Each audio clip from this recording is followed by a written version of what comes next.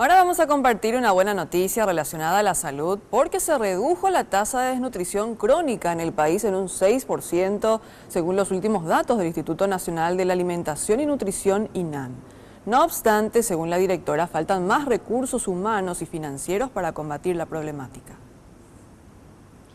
A pesar de que los números proveídos por esta institución indiquen porcentajes menores, actualmente 8.368 niños y niñas están en riesgo de morir por estas circunstancias.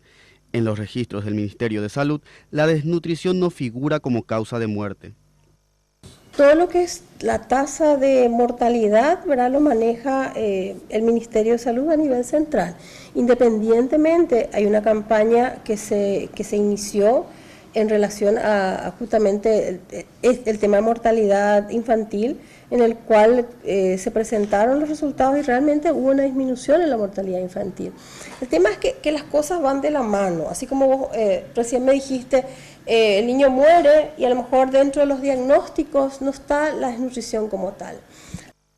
Estudios recientes de la neurociencia descubrieron que los primeros 1000 días de vida, desde el embarazo hasta los 2 años de una persona, son los más importantes porque es el momento donde se establecen las conexiones de las neuronas para que el individuo alcance todo su potencial intelectual, afectivo y social. Y algo que no me canso de repetir, muchas veces hablamos de mejorar la educación, que vamos a informatizar ya todo, que va a haber una tablet para cada niño. ¿De qué sirve darle una tablet a un niño que no va a saber qué hacer con la tablet? Porque no tiene el cociente intelectual necesario para poder utilizar algo tan importante.